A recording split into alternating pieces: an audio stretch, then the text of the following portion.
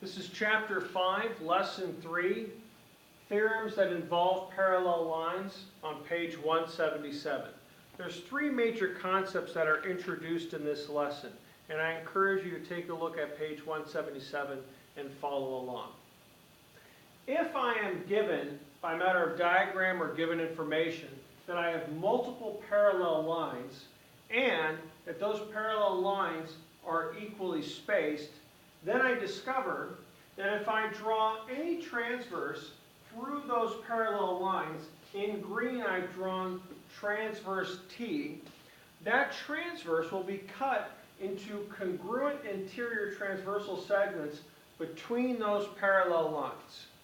And that works for any transverse that I draw through equally spaced parallel lines. If I gave you this problem of equally spaced parallel lines and then drew a new transverse through it and asked you to solve for x and for y given length 7, you could very quickly solve that x must also equal 7 and y must equal 7, because by definition in the given diagram, these parallel lines are equally spaced. That has an important implication that I'm going to demonstrate right here in this diagram. If I draw two transversals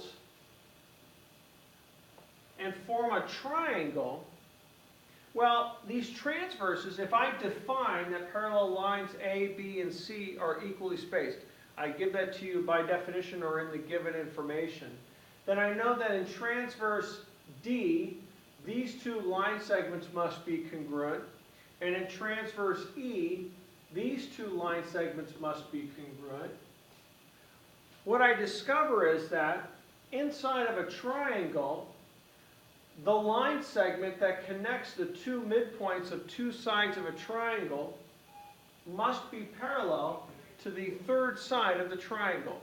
I'll demonstrate that now in this picture right here. And I encourage you to draw this for yourself right now. Draw a triangle for yourself, and then pick the midpoint of two sides of that triangle. Measure one side and then find the midpoint and identify that. Measure the second side, find the midpoint and identify that, and then connect those 2 points. If you connect those 2 points and you've measured this correctly, you'll discover that that median line will be parallel to the third line of a triangle. And this works for the entire triangle, all 3 sides. When I do that, I know that because that's a midpoint, these 2 segments must be congruent. That's a midpoint right there, so these 2 segments must be congruent. And these 2 lines must be parallel, which means that that angle right there is congruent to that angle right there by corresponding angles. These 2 angles must also be congruent by corresponding angles.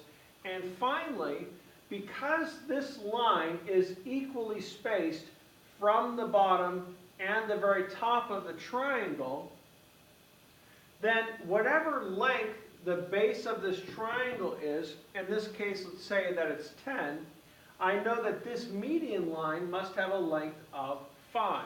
This median line will be 1/2 of the base of the triangle that it is parallel to.